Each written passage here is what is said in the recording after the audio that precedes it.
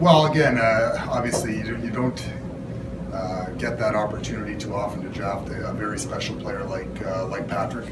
And again, his play, I think, spoke for itself from the moment that he stepped on the ice. Here you knew you had a special talent from a hockey standpoint. But I think the things for us that you truly don't know and recognize and understand until you get to be around a player for the period of time that we have is that he's a wonderful person.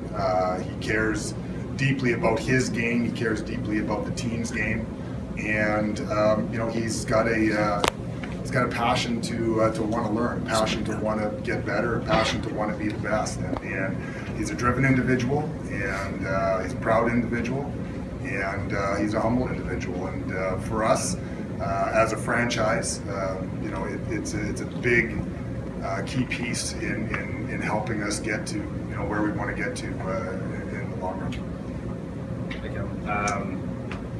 In 2014, we didn't even have to ask you. I think you opened the press conference with announcing an extension for Paul Maurice. Mm-hmm. Obviously, with 1 year left, where are you, or have you started negotiations with Paul, and where do you see him going into next year with or without an extension? Well, we're very early certainly in that process. Paul Maurice is is the coach of this hockey team, and what, where, how we go to the next steps. Those are things that we'll have discussions as we go.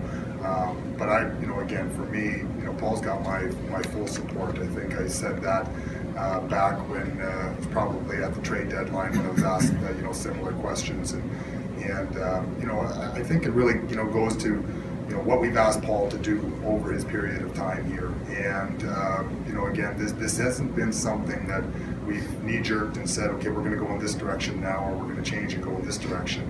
Really, when Paul and I sat down and talked, when he took over the team, we talked about the steps that were going to be necessary in order to build this franchise and continue to push it in the direction that we wanted. And it was really at that point in time, his enthusiasm and his willingness, and I say willingness for a veteran coach, to take on that task and to understand that it wasn't going to be smooth.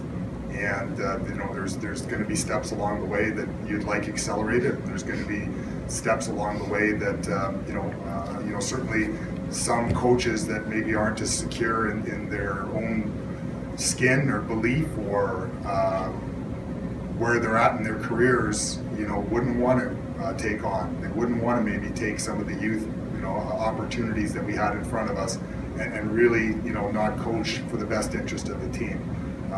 Paul's coached for the best interest of this team and the best interest of the future of this team when, as we've asked them. So what that means for the future, there's going to be other conversations that are going to happen. Today's, certainly it's not a fun day to be standing here and I'll be obviously talking about that, but again, it is, there are some positives here that, we will look at and we won't maybe relish in today, but we're certainly going to, look and try to build together in that regard. So you knew that.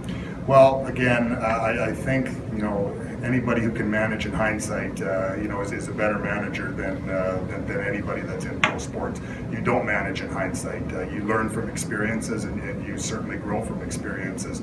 But you also need to understand that you have to take steps to move forward, and you have to make decisions. You don't sit and try and say, well, I hope, or you make that decision. You surround people with the best opportunities that they can, and again, it's not unlike a player. You have to give them, or a skater. I mean, you have to give them that opportunity to grow. This, the decision that we made to move forward with the goaltending and how we chose to do it this year, it was not done in a vacuum. It was done with lots of conversation within the group, understanding that if we didn't do it at that point in time, that 1 year forward, we would be sitting here today, or tomorrow, and meeting at the beginning of the season, and saying, can Connor Hellebuyck take us to that next level? Is he going to be that number one? Well, we didn't give him that opportunity to play the games this year. We don't know. Well, we better give him those opportunities in order to find out. we made that decision. We knew within, last year, sitting here at this time or sitting in the summertime, Connor Hellebuck was going to need waivers next year. Obviously the expansion draft comes into play. So you have to make decisions. You have to make choices. We made that choice. We've given him a great opportunity to play more games, I think, than any other player at a young age. And it's incumbent upon him. It's incumbent upon the organization to take those next steps and to grow from those positives, and and grow from the challenges that were there for him personally. At 23, I mean, of course, there's lots of room for improvement and growth in his game. But are you learning what you've learned this year? Are you comfortable going into next season with Connor as your number one? And as a second part of that question, if you are searching out maybe help or competition, how difficult is it to find that veteran number one goalie that every team that makes long runs to the playoffs? I mean, obviously Pittsburgh was a different example last season, but need that solid veteran number one kind of goaltending to be successful? Well, every veteran goaltender has gone through these these trials and tribulations in their career, and in order to stay in the league, those veterans have learned how to get better. What direction we choose to go, again, we'll look at all the different options that that are available to us. It's a very unique year in the sense of the expansion draft and the possibilities that no one really knows how those are going to play out. So those are something that you talk about. We will look at a lot of different scenarios to see if there's a chance to push it to move forward, whether it's a veteran, whether it's a young guy.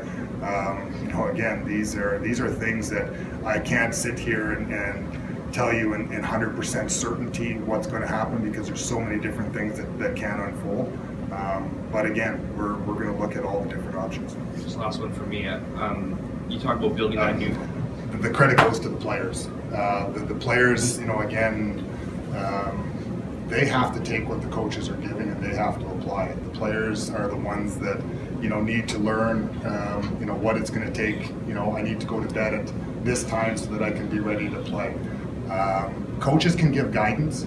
Players ultimately have to to do it. And so I don't think you're gonna I don't think any one of the coaches would say they're going to take credit for any one individual, and neither should I. When we get fortunate to draft a player in the position that we do, all I can hope for is, and I don't even have to hope, I know that we've done the right preparation and have put them in the proper order, so that given that opportunity to select them, we select them.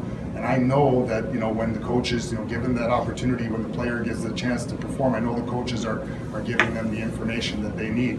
But ultimately, it's the players, and I don't think you'll ever see a coach that takes credit for that. Mark Scheifele, invested in himself. He went from that 18-year-old kid to the 19-year-old kid to the 20-year-old young man, to the 21-year-old man, to the 22-year-old driver, 23-year-old driver of this team.